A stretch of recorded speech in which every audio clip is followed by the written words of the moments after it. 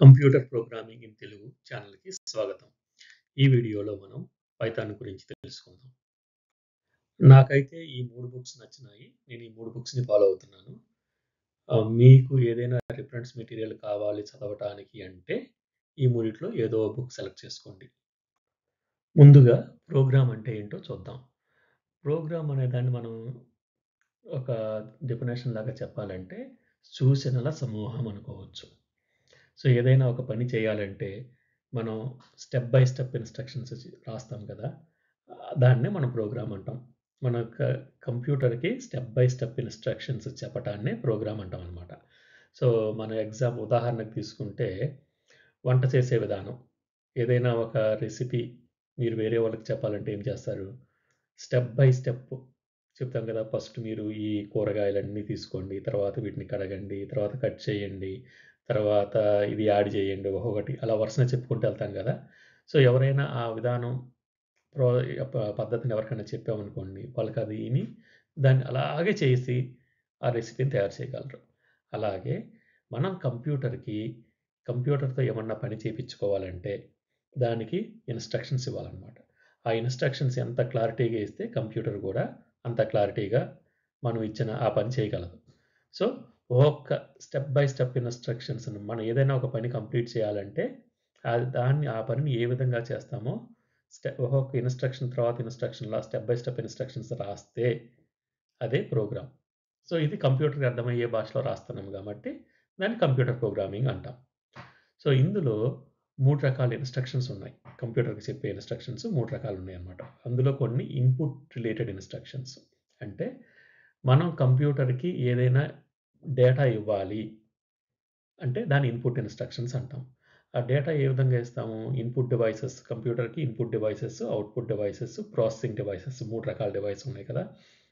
ఈ input devices అంటే మన కీబోర్డు, మౌసు, ఏదైనా టచ్ స్క్రీను లేదా ఎక్స్టర్నల్ నుంచి నెట్వర్క్ ద్వారా గానీ, ఫైల్ ద్వారా గానీ ఇవ్వటాన్ని ఇన్‌పుట్ ఇన్‌స్ట్రక్షన్స్ అంటాం. సో, మనం కీబోర్డ్ ద్వారా ఏదైనా డేటా ఎంటర్ చేయాలనుకోండి. సో, దానికి ఇచ్చే కీబోర్డ్ ద్వారా ఇన్ఫర్మేషన్ తీసుకో. ఇటువంటి డేటాని తీసుకో అని చెప్పటాన్ని ఇన్‌పుట్ ఇన్‌స్ట్రక్షన్స్ అంటాం. అది ఇంకోటి ప్రాసెస్ ఇన్‌స్ట్రక్షన్స్ అన్నమాట. అవేంటంటే ఈ విధంగా డేటాని మ్యానిప్యులేట్ చెయ్యి. లేదా ఈ విధంగా నువ్వు ఆహ్, అర్థమెటిక్ ఆపరేషన్స్ అంటే గుణింతాలు, కూడికలు, తీసివేతలు ఇలా అంటాం కదా తెలుగులో. సో, అలా ఆహ్, లెక్కింపు ఏదైనా గణనం చేయాలంటే ఆ దాన్ని మనం ప్రాసెస్ అంటాం. ప్రాసెస్ బేస్డ్ ఇన్‌స్ట్రక్షన్స్ అంటాం. ఇందులో ఉదాహరణ తీసుకుంటే స్క్రీన్ మీద A+B అని రాసాము. అవునా? ఈ 2 వాల్యూస్ తీసుకొని ఆ 2 వాల్యూస్‌ని కూడు అని చెప్తున్నామిక్కడ. సో, దీన్ని ప్రాసెస్ రిలేటెడ్ ఇన్‌స్ట్రక్షన్స్ అంటాం. అలాగే కొన్నేంటంటే మనం లాజికల్ ఇన్‌స్ట్రక్షన్స్ అంటాం. వాటినేంటంటే మనం ఒకదాన్ని ఇంకో దానికి కంపేర్ చేయటాన్ని. ఏ గ్రేటర్ థాన్ బి. ఏ పెద్దదా? బి కన్నా ఏ పెద్దదా? లేదా ఏ బి కన్నా చిన్నదా? ఇలా ఎటువంటి ఇన్‌స్ట్రక్షన్స్‌ని లాజికల్ ఇన్‌స్ట్రక్షన్స్ అంటామనమాట. ఈ 2 కూడా ప్రాసెస్ టైప్ ఆఫ్ ఇన్‌స్ట్రక్షన్స్. మూడో టైప్ వచ్చేసి ఔట్‌పుట్ ఇన్‌స్ట్రక్షన్స్. ఈ ఔట్‌పుట్ ఇన్‌స్ట్రక్షన్ అంటే అదంతా దాని కాలిక్యులేషన్ అంతా చేసింది. అదేం చేయాలో అది చేసింది. కానీ ఫైనల్‌గా రిజల్ట్‌ని మనకి చెప్పాలి. అది ఏ విధంగా చెప్తాం? స్క్రీన్ మీద డిస్‌ప్లే చేస్తామా? లేకపోతే ప్రింటర్‌లో ప్రింట్ చేస్తావా? లేకపోతే ఏదన్నా ఫైల్‌లో రాస్తావా? ఇటువంటియి ఔట్‌పుట్ బేస్డ్ ఇన్‌స్ట్రక్షన్స్ అన్నమాట. ఈ 3 ఇన్‌స్ట్రక్షన్స్‌ని జనరల్‌గా మనం ఎక్కువగా ప్రోగ్రామ్‌లో వాడతాము. ఈ 3 రకాల ఇన్‌స్ట్రక్షన్స్‌ని వాడి మనం ప్రోగ్రామ్ రాస్తామనమాట. ఏ ప్రోగ్రామ్ అయినా ఇలాగే ఉంటుంది. సో, ఈ జనరల్‌గా ఏం చేస్తామంటే ఇప్పుడు మనం డేటాని తీసుకున్న తర్వాత కంప్యూటర్‌కి మనం మనకెవరన్నా కంటిన్యూయస్‌గా చెప్తున్నారనుకోండి, మనం ఎంతని గుర్తుపెట్టుకుంటాం? మనం ఒక పెన్ను, పేపర్ తీసుకొని బుక్‌లో రాస్తాం గదా! అలాగే కంప్యూటర్ కూడా ఇచ్చిన డేటాని ఒక చోట టెంపరరీగా స్టోర్ చేసుకునేది. దానికి మెమరీ ఉంటుంది. ఆ మెమరీలో స్టోర్ చేసుకోవటానికి మనకొక అడ్రెస్సు అయేయో ఉంటాయి. అయి తర్వాత సంగతి. సో, దానికొక పేరిస్తామనమాట. ఆ పేరుని వేరియబుల్ అంటాం. కంప్యూటర్ లాంగ్వేజ్‌లో ఏదైతే డేటా స్టోర్ చేయటానికి ఒక ప్లేస్‌లో స్టోర్ చేసుకుంటుంది కదా! ఆ ప్లేస్‌కి కొంచెం రిఫరెన్స్ చేయటానికి మనం అడ్రెస్ గుర్తుపెట్టుకోలేం కాబట్టి ఒక పేరిస్తాం. సో, దాన్ని వేరియబుల్ అంటాం అనమాట. సో, ఇక్కడ ఈ స్క్రీన్ మీద ఎగ్జాంపుల్ చూస్తే సో, ఇక్కడొచ్చేసి సింపుల్ ప్రోగ్రామ్ ఇది. ఏ అనేది ఒక వేరియబుల్. సో, ఈ వేలో నువ్వు ఒక డేటా తీసుకొని కీబోర్డ్ ద్వారా అది ఏలో ఏలో స్టోర్ చేసుకో అని చెప్తున్నాం. అలాగే బిలో కొంత డేటా తీసుకొని స్టోర్ చేయని చెప్తున్నాం. తీసుకున్న తర్వాత ఈ 2 కూడా కూడి ఏని, బిని కూడి వచ్చిన ఆన్సర్‌ని సిలో పెట్టు అని చెప్తున్నాం అనమాట. సో, ఫైనల్‌గా సిని తీసుకొచ్చి అవుట్‌పుట్‌లో పెట్టు ఇక్కడ.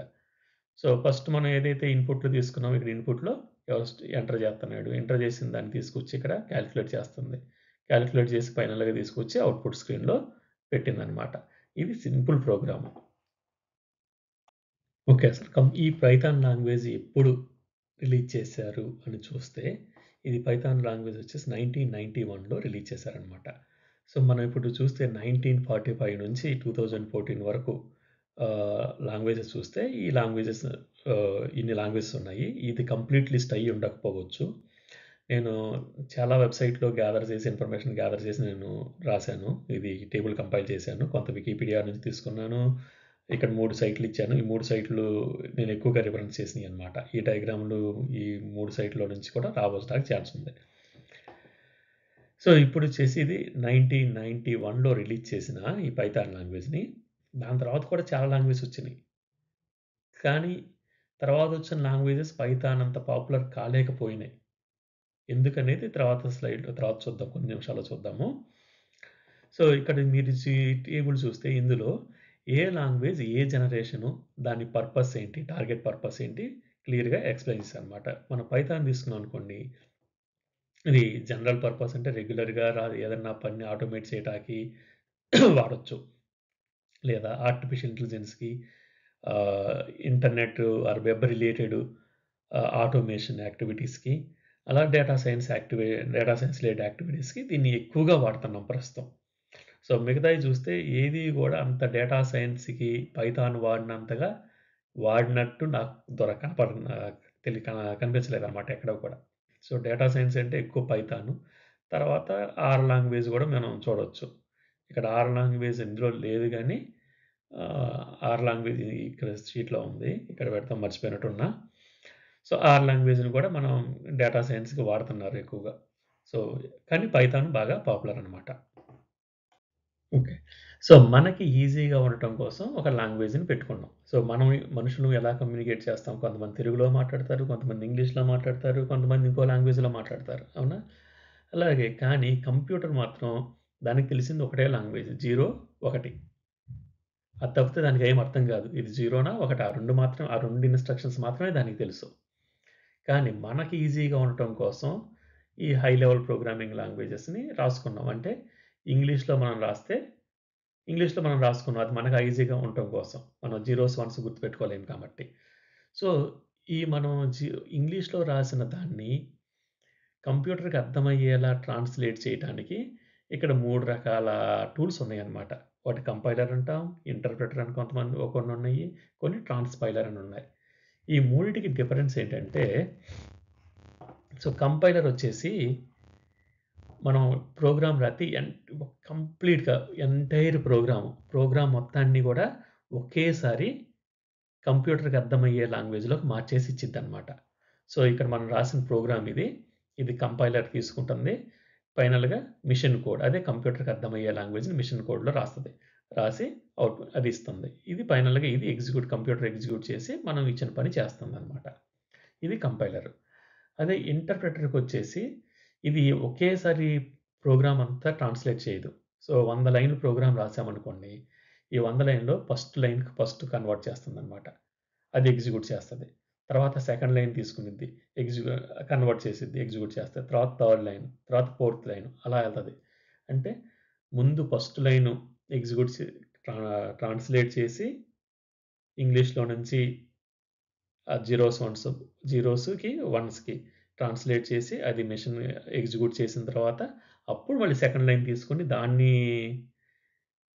కన్వర్ట్ చేసి ఇంగ్లీష్‌లోంచి మిషన్ లాంగ్వేజ్‌లోకి కన్వర్ట్ చేసి అది ఎగ్జిక్యూట్ చేసి తర్వాత థర్డ్ లైన్ ఇలా లైన్ బై లైన్ ఎళ్తే అది ఇంటర్ప్రిటర్. ఇంకొకటి ఏంటంటే ట్రాన్స్‌పైలర్. దీన్ని జనరల్‌గా ఎక్కడ వాడతామంటే మనం చాలా లాంగ్వేజెస్ చూసాం కదా! ఇందాక. అందులో సపోజ్ నాకు బేసిక్ వచ్చనుకోండి. బేసిక్ నుంచి పైథాన్‌కి కన్వర్ట్ చేయాలంటే ట్రాన్స్‌పైలర్. ఒక లాంగ్వేజ్‌లో నుంచి ఇంకొక లాంగ్వేజ్‌లోకి కన్వర్ట్ చేస్తే దాన్ని ట్రాన్స్‌పైలర్ అంటాం. మనం ఇంకా క్లియర్‌గా చెప్పాలి అంటే బెస్ట్ ఎగ్జాంపుల్ తీసుకున్నామనుకోండి. ఇంగ్లీష్ బుక్ ఉంది. ఇంగ్లీష్ బుక్‌లో చాలా పేజెస్ ఉంటాయి కదా! ఒక్కొక్క పేజీలో ఒక లైన్ ఉంటుంది కదా! కంపైలర్ వచ్చిందనుకోండి, కంప్లీట్‌గా బుక్ మొత్తాన్ని ఒకేసారి ఇంగ్లీష్‌లో నుంచి తెలుగులోకి ట్రాన్స్‌లేట్ చేస్తే అది కంపైలర్. ఇంటర్ప్రిటర్ ఏం చేసిద్దంటే బుక్ తీసుకొని ఫస్ట్ పేజ్‌లోకెళ్ళి ఫస్ట్ లైన్ చదివిద్ది. ఆ ఫస్ట్ లైన్‌ని తెలుగులో రాస్తది. తర్వాత సెకండ్ లైన్‌కెళ్ళిద్ది. సెకండ్ లైన్ ఇంగ్లీష్‌లో చదివి తెలుగులో రాస్తది. అది ఇంటర్ప్రిటర్. ట్రాన్స్‌పైలర్ అన్నామనుకోండి, అది ఇంగ్లీష్‌లో ఉంది. ఇంగ్లీష్‌లో నుంచి ఒక వేరే లాంగ్వేజ్‌లోకి కన్వర్ట్ చేసిద్దనమాట. సింపుల్‌గా కన్వర్ట్ చేసిద్ది. కాకపోతే ఇక ఇది లాంగ్వేజ్. ఓహ్! కంపైలర్, ఇంటర్ప్రిటర్ ఏమో లాంగ్వేజ్‌ని మెషిన్‌కి కంప్యూటర్‌కి అర్థమయ్యేలా కన్వర్ట్ చేస్తే, ట్రాన్స్‌పైలర్ వచ్చేసి ఒక లాంగ్వేజ్‌లో నుంచి ఒక కంప్యూటర్ ప్రోగ్రామింగ్ లాంగ్వేజ్ నుంచి ఇంకొక కంప్యూటర్ ప్రోగ్రామింగ్ లాంగ్వేజ్‌లో కన్వర్ట్ చేస్తది.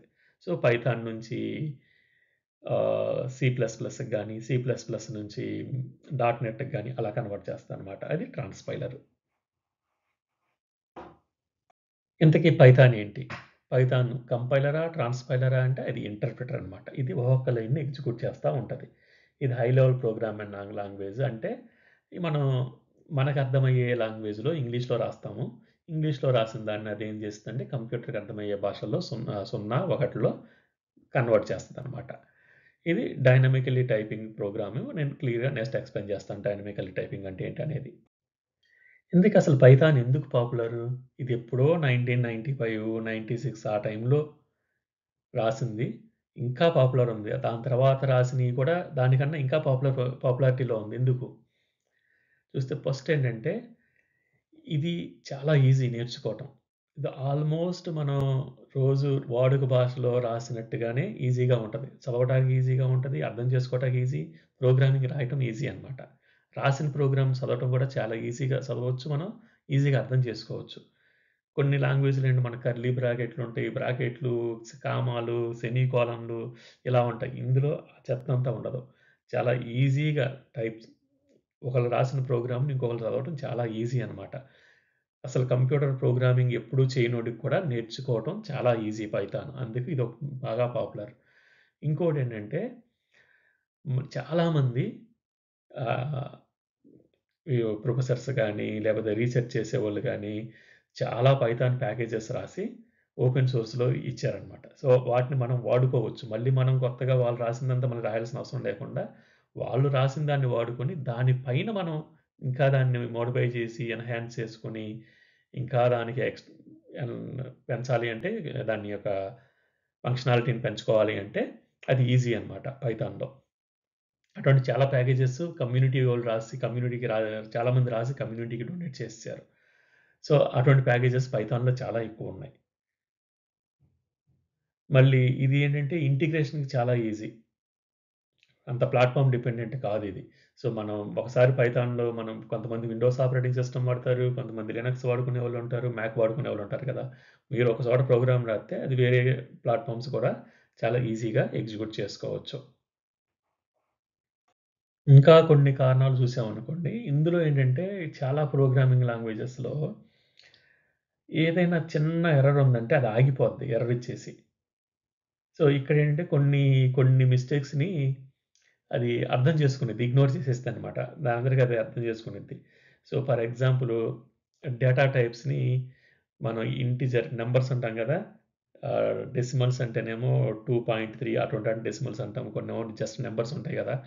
1, 2, 3 సో, ఇలా ఒక్క రాంగ్‌గా ఒక డేటా ఇవ్వబోయి ఇంకొక ఫార్మాట్‌లో ఇచ్చామనుకోండి డేటా. నా పేరు అడిగింది. నా పేరు ఇవ్వాల్సిన చోట నేను నంబర్ ఇచ్చాను. అటువంటి కొన్ని లాంగ్వేజెస్ ఏంటంటే ఎర్రర్ ఇచ్చేస్తాయి. అవేం చేయాలో అర్థం కాదు. పైథాన్ అలా కాదు. పైథాన్‌కి మనం ముందే ఈ డేటా టైప్ అని చెప్పాల్సిన అవసరం లేదు. డేటా టైప్ ఏంటంటే నేను కొంచెం సేపట్లో చెప్తాను. డేటా టైప్ అయన్నీ చెప్పవసరం లేదనమాట. ఆటోమేటిక్‌గా మనం ఇచ్చిన డేటాని బట్టి ఓహో! ఇది ఈ డేటా టైప్ అని అది తెలుసుకోగలదు. దాన్నే డైనమిక్ టైపింగ్ అని కూడా అంటాము దాన్ని. మళ్ళీ ఇటువంటి ఫ్లెక్సిబిలిటీ ఇచ్చింది కదా పైథాన్. ఫ్లెక్సిబిలిటీ ఎప్పుడైతే ఇచ్చిందో ఆటోమేటిక్‌గా అది స్లో ఉంటది. ఎందుకంటే అది వెతుక్కోవాలి. ఇది ఏ డేటా టైపు, ఏంటిది, ఏది రిలవెంట్ దీనికి, కొంచెం అయన్నీ చేసుకునేటప్పుడు ఆటోమేటిక్‌గా దానికి కొంచెం స్లో అయిద్దనమాట మిగతా లాంగ్వేజ్‌తో పోలిస్తే. సో, ఎప్పుడైతే ఇది స్లో అయిందో, మనం మిషన్ క్రిటికల్ అప్లికేషన్స్‌లో ఈటిని వాడలేము. ఎక్కడైతే మనకి చాలా ఫాస్ట్‌గా ఎగ్జిక్యూషన్ కావాలో, అటువంటి ప్లేసుల్లో దీన్ని వాడటం కష్టం అనమాట. కానీ ఇది రీసెర్చ్ చేసుకునే వాళ్ళకి చాలా అడ్వాంటేజ్ ఇది. సో, నేను ప్రతిదాన్ని పట్టుబట్టి చూసి 100% పర్ఫెక్ట్‌గా రాయేసి, పర్ఫెక్ట్‌గా చేయాలి అంటే కష్టం గదా! సో, అటువంటప్పుడు ఏంటంటే ఇటువంటి ప్రోగ్రామింగ్ లాంగ్వేజ్ వాడామన్నామనుకోండి, నేను ఏదైనా ఎక్స్‌పెరిమెంట్ చేసుకొని, రీసెర్చ్ చేసుకునే వాళ్ళకి, రీసెర్చ్ స్టూడెంట్స్‌కి ఇది చాలా ఈజీ. అలాగే మొట్టమొదటగా నేర్చుకునే వాళ్ళకి చాలా అడ్వాంటేజ్ అనమాట Python. So, popular search engine queries చూస్తే నేను 2022 లో ఒకళ్ళు రీసెర్చ్ చేశారు. వాళ్ళ దగ్గర కొంత డేటా తీసుకున్నానిక్కడ. 2022లో చూస్తే పైథాన్ నంబర్ 2లో ఉంది. ఆల్మోస్ట్ 61,818 జాబ్స్ ఉన్నాయి ఆ టైంలో ఓన్లీ పైథాన్ కోసం. అదే 2024లో చూస్తే అది నంబర్ 1కొచ్చేసింది. సో, ఇదంతా నేను స్టాటిస్టా డేటాబేస్ నుంచి తీసుకున్నాను. డిఫరెంట్ ఇయర్స్‌లో. అసలు పైథాన్ నిజంగా మనం ఇంకా నేర్చుకోవాలా అని తెలుసుకోవటం కోసం తీసుకున్నాననమాట. సో, ఇప్పుడు పైథాన్ చూస్తే నంబర్ 1 పొజిషన్‌లో ఉంది. ఆల్మోస్ట్ డిమాండ్ చూసారనుకోండి 42% ఆఫ్ జాబ్స్ దీని మీదే ఉన్నాయి. పైథాన్ మీద ఉన్నాయి. ఓకే. ఇప్పుడు నేను పైథాన్ నేర్చుకోవాలంటే నాకు పైథాన్ నేను ఇన్‌స్టాల్ చేసుకోవాలి కదా! పైథాన్ నాకు ముందు నా కంప్యూటర్‌లో నేను పైథాన్ ఇన్‌స్టాల్ చేసుకోవాలి. సో, ఎలా ఇన్‌స్టాల్ చేయాలి? దానికి పైథాన్ డిస్ట్రిబ్యూషన్స్ అని ఉన్నాయి. డిస్ట్రిబ్యూషన్ అంటే ఏమి లేదు.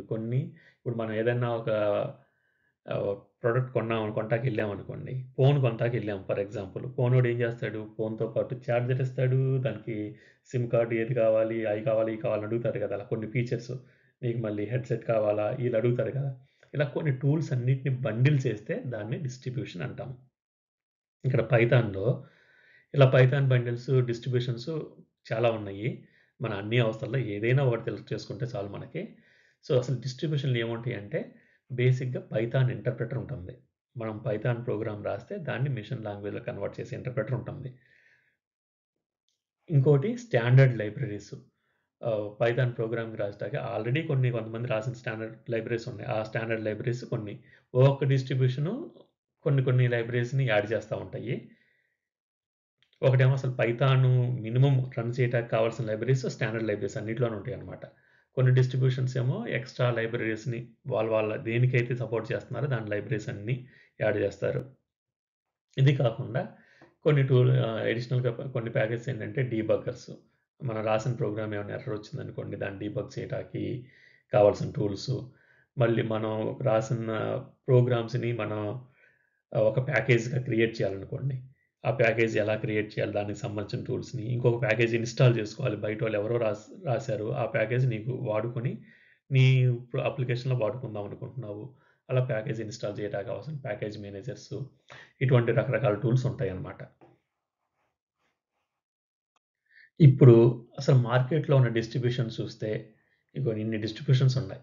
ఇందులో నేను ఏది సెలెక్ట్ చేసుకోవాలంటే, మీకు నచ్చింది ఏదైనా సెలెక్ట్ చేసుకోవచ్చు. పర్టిక్యులర్‌గా ఇది కావాలని లేదు. కాకపోతే మన యూజ్ కేస్‌ని బట్టి. సో, జస్ట్ జనరల్ యూజ్ అనుకోండి. ఎవ్రీడే జస్ట్ లెర్నింగ్ నేర్చుకోవటానికి ఈటికి చిన్న రెగ్యులర్ వర్క్ చేసుకోవటానికైతే సి పైథాన్ చాలా వరకు సరిపోద్ది. అదే డేటా సైన్సు, ఏఐ టూల్స్ కొన్నామనుకోండి, అనకొండ గాని, మినీకొండ గాని ఇన్‌స్టాల్ చేసుకుంటే ఆహ్, యూజ్‌ఫుల్ అనమాట అది. సో, డిస్ట్రిబ్యూషన్ ఏ ప్లాట్‌ఫార్మ్ మీద ఉన్నదో నేను క్లియర్‌గా ఇక్కడ చెప్పాను. ఈ డయాగ్రామ్ ఈ టేబుల్‌లో. సో, డేటా సైన్స్, ఎంఎల్‌కి అనకొండ ఎందుకంటే చాలా packages data science related package చాలా ఉన్నాయి. సో, నేను కూర్చొని ఆ ప్యాకేజ్ రాసుకొని, నా ప్రోగ్రామ్ రాసుకోవాలంటే నా పుణ్యకాలం గట్ట అయిపోద్ది. సో, ఆల్రెడీ నాకంతా మనకన్నా ముందు మన పెద్దవాళ్ళు చాలా వరకు రాసిపెట్టారు. సో, నేను దాన్ని జస్ట్ వాడుకొని, వాళ్ళు రాసిన ప్రోగ్రామ్ యూజ్ చేసుకొని, నేను దాని మీద ఇంకా కొత్తగా రాసుకుందాం అనుకుంటే, అటువంటి వాటికి అనకుండా చాలా బెస్ట్. ఎందుకంటే అటువంటి ప్యాకేజెస్ అన్నీ బై డిఫాల్ట్ వచ్చేస్తాయి. నేను ఎతుక్కోవాల్సిన అవసరం లేదు. ప్రతిసారి ఓకే. ఈ ప్యాకేజ్ నా దగ్గర నా కంప్యూటర్‌లో ఉందా? లేదా? లేకపోతే మళ్ళీ డౌన్‌లోడ్ చేసి ఇన్‌స్టాల్ చేసుకోవటం అంత కష్టపడకుండా అనకొండ డిస్ట్రిబ్యూషన్ గనక మనం ఇన్‌స్టాల్ చేసుకుంటే అన్నీ వచ్చేస్తాయి. ఎప్పుడైతే అన్నీ వస్తాయని చెప్తున్నామో స్పేస్ కూడా కావాలి. సో, అది ఎక్కువ స్పేస్ ఆక్యుపై చేసిద్ది కంప్యూటర్‌లో. సి పైథాన్ అనుకోండి జస్ట్ స్టాండర్డ్ లైబ్రరీస్ మాత్రమే వస్తాయి. సో, ఏది చేద్దామన్నా ప్యాకేజ్ లేదనుకోండి, ప్యాకేజీ డౌన్‌లోడ్ చేసుకో, ఇన్‌స్టాల్ చేసుకో ప్రతిసారి. సో, ఇది కింద తక్కువ స్పేస్ తీసుకుంటది. కానీ ప్రతిసారి నాకు కొత్త ప్యాకేజ్ కావాలంటే నేను డౌన్‌లోడ్ చేసుకోవాలి. ఇక్కడేమో అన్ని ప్యాకేజెస్ వచ్చేస్తాయి.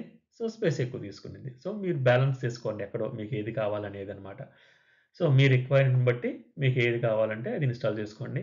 మీరు ఫస్ట్ టైమ్ నేర్చుకుంటాకి అనుకుంటే జస్ట్ సి పైథాన్ ఇన్‌స్టాల్ చేసుకోండి స్టార్టింగ్ పాయింట్‌లో. సో, నా ఫోకస్ వచ్చేసి పైథాన్ ఆర్గ్ వాళ్ళ డిస్ట్రిబ్యూషన్ గానీ, అనకొండ వాళ్ళ డిస్ట్రిబ్యూషన్ గానీ. సో, ఇప్పుడు వచ్చేసి లేటెస్ట్ పైథాన్ రిలీజ్ అసలు పైథాన్ రిలీజెస్ ఏమున్నాయి తెలుసుకోవాలంటే python.org'కెళ్ళామనుకోండి. ఇక్కడ వాళ్ళ రి రిలీజెస్ అన్నీ కనపడతా ఉంటాయి. ఏ వెర్షను ఎప్పుడు రిలీజ్ చేశారు, అది ఎన్నాళ్ళు సపోర్ట్ చేస్తారు క్లియర్‌గా కనపడతా ఉంది. సో, ఇప్పుడు లేటెస్ట్ రిలీజ్ వచ్చేసి 3.13 అనమాట. సో, 3.13 వచ్చేసి లేటెస్ట్ రీసెంట్‌గా రిలీజ్ అయిందిది. సో, ఈళ్ళు ఇప్పుడు మీరు డేట్లు చూసారనుకోండి ఆల్మోస్ట్ ఎవ్రీ ఇయర్ ఒక వెర్షన్ రిలీజ్ చేస్తా ఉన్నారు. సో, నెక్స్ట్ వెర్షన్ కోసం మీరు 2025 అక్టోబర్ వరకు వెయిట్ చేయాలనమాట. ఓకే. సో, మీరు వెర్షన్ డిసైడ్ చేసుకున్న తర్వాత మీరు python.org'కెళ్ళొచ్చు. లేకపోతే అనకొండాకెళ్ళి దాన్ని డౌన్‌లోడ్ చేసుకోవచ్చు. కానీ వెర్షన్ ఎలా సెలెక్ట్ చేసుకుంటాం? ఆ వెర్షన్ ఎలా సెలెక్ట్ చేసుకుంటామంటే మీకు బేస్ ప్యాకేజెస్ కావాల్సిన బేస్ ప్యాకేజెస్‌ని బట్టి మనం డిస్ట్రిబ్యూషన్ సెలెక్ట్ చేసుకున్నాం కదా! కొన్ని మీరు అప్లికేషన్ డెవలప్ చేయటానికి ఏదన్నా స్పెసిఫిక్ ప్యాకేజ్ కావాలనుకోండి. ఫర్ ఎగ్జాంపుల్ మీరు ఆర్టిఫిషియల్ ఇంటెలిజెన్స్ ప్రోగ్రామింగ్ రాద్దాం అనుకున్నారు ఏదన్నా. దానికి సంబంధించిన లైబ్రరీస్ చాలా వరకు ఆల్రెడీ రాసున్నారు అంతకుముందు. సో, వాటిని వాడుకొని వాటిని మీ అప్లికేషన్‌లో వాడుకుందాం అనుకుంటున్నారు. ఎవరో డెవలప్ చేశారు. ఒక ఆర్టిఫిషియల్ ఇంటెలిజెన్స్ మోడల్‌ని. ఆ మోడల్‌ని మీరు వాడుకుందాం అనుకుంటున్నారు. సో, అటువంటి కొన్ని ప్యాకేజెస్ ఆల్రెడీ ఉండుంటాయి కదా! ఎవరో రాసిన ప్యాకేజెస్. సో, ఆ ప్యాకేజ్ పేరు మనం వెతుక్కుంటే, ఆ ప్యాకేజ్ ఎతుక్కొని ఆ పేరు తెలిస్తే, మనం pyreadiness.org ఈ వెబ్‌సైట్‌కెళ్ళి మనం చెక్ చేసుకోవచ్చు. సో, ఈ వెబ్‌సైట్‌లో క్లియర్‌గా చెబుతూ ఉంది. ఏ ఏ ప్యాకేజెస్ ఈ వెర్షన్‌కి సపోర్టబుల్. నేనిక్కడ 3.13 సెలెక్ట్ చేసుకున్నాను. సో, ఈ గ్రీన్ కలర్‌వన్నీ కూడా 3.13కి సపోర్ట్ చేసేవి. ఈ వైట్ కలర్‌లో ఉన్నవి సపోర్ట్ చేయవన్నమాట. 3.13ని సపోర్ట్ చేయట్లేదు ఇవి ఇంకా. సో, ఫ్యూచర్‌లో చేస్తాయేమో ప్రస్తుతానికైతే చేయట్లేదు.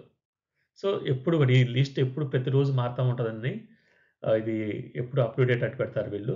సో, మీరు ఏ రోజైతే డౌన్‌లోడ్ చేస్తున్నారో అది ఆ రోజుకి మాత్రమే. సో, ఆఫ్టర్ 1 వీక్ గాని, ఒక వారం తర్వాతో, 10 రోజుల తర్వాతో, నెల రోజుల తర్వాతో అది సపోర్ట్ రావచ్చు. మీరు ఏ మీరు ప్యాకేజ్ అయితే చూసుకుంటారో ఆ ప్యాకేజ్‌కి. ఒకవేళ మీకు పై రెడీనెస్ వెబ్‌సైట్‌లో గనక మీకు కావాల్సిన ప్యాకేజ్ లేదు అనుకోండి.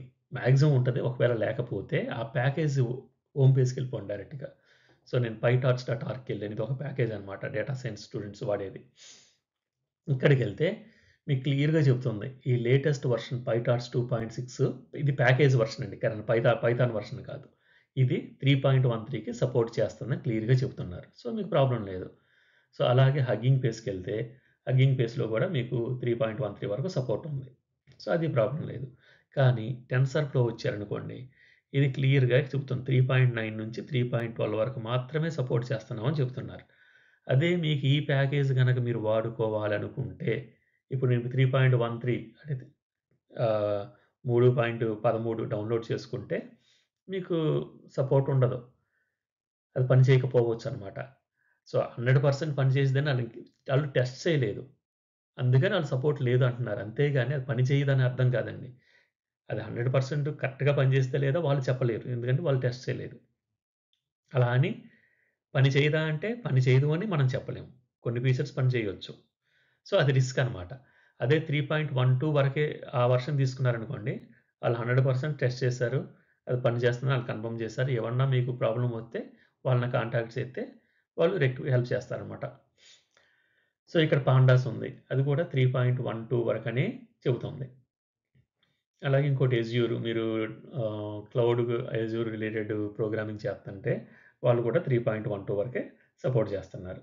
సో, ఎప్పుడు కూడా మీరు 3.13కెళ్ళి అక్కడ మీరు చెక్ చేసుకోండి. సో ఇక్కడ చూస్తే మీకు ఇవన్నీ కూడా 3.13 సపోర్ట్ చేయని ప్యాకేజెస్ ఇవన్నీ కూడా. ఇంకా సపోర్ట్ స్టార్ట్ చేయలేదు. వీళ్ళెవరు ఈ ప్యాకేజ్‌ని టెస్ట్ చేయలేదు ఎవరు. అందుకని వాళ్ళు ఇంకా సపోర్ట్ చేయట్లేదని చెప్తున్నారు. నేనైతే నెక్స్ట్ వీడియోలో మీకు పైథాన్‌ని ఎలా ఇన్‌స్టాల్ చేయాలో 2 డిస్ట్రిబ్యూషన్స్ చూపిస్తాను. python.org నుంచి అది C Python plus Anaconda distribution, ఈ 2 డిస్ట్రిబ్యూషన్‌లో చూపిస్తాను. మీకు విండోస్ ఆపరేటింగ్ సిస్టమ్ మీద ఎలా ఇన్‌స్టాల్ చేయాలి, అలాగే లినక్స్ యుబుంటు మీద ఎలా ఇన్‌స్టాల్ చేయాలో చెప్తాను. సో, మనం డౌన్లోడ్ చేసుకుందాం. విండోస్‌లో ఇన్‌స్టాల్ చేద్దాము. అలాగే లినక్స్ వచ్చేసి మీకు డైరెక్ట్‌గా లినక్స్ మిషన్ వర్చువల్ మిషన్ ఉంటే వర్చువల్ మిషన్‌లో ఏసుకోవచ్చు. అదొక పద్ధతి. లేదు నాకు విండోస్ ఆపరేటింగ్ సిస్టమే ఉంది. నేను అందులో హైపర్-వి గాని లేదా ఒరాకిల్ విఎం బాక్స్ కానీ ఏసుకొని చేసి యుబుంటు ఇన్‌స్టాల్ చేసుకొని చేసుకుంటా అంటే అదొక పద్ధతి. లేకుండా విండోస్‌లోనే విండోస్ సబ్ సిస్టమ్ లినక్స్ అని ఉంది. అప్పుడు అది విండోస్‌లోను, లినక్స్‌లోను ఎట్ ఎ టైము వాడుకోవచ్చనమాట. నేను మళ్ళీ వేరే మెషిన్ స్టార్ట్ చేయకుండా. సో, అలాగే నేను అది కూడా చూపిస్తాను. విండోస్ సబ్ సిస్టమ్ లినక్స్‌ని ఇన్‌స్టాల్ చేసి, అందులో యుబుంటు ఆపరేటింగ్ సిస్టమ్ పెట్టుకొని అందులో ఎలా ఇన్‌స్టాల్ చేయాలి. అది కూడా నేను నెక్స్ట్ వీడియోలో చూపిస్తాను. సో, మీకు ఈ వీడియో నచ్చిందనుకుంటున్నాను. సో, మీరేదైనా స్పెసిఫిక్‌గా కంటెంట్ కోసం చూస్తుంటే, ఆ కంటెంట్‌ని నాకు ఛానెల్‌లో మీరు మెసేజ్ పెట్టండి. నేను ఆ వీడియో చేసి పెడతాను.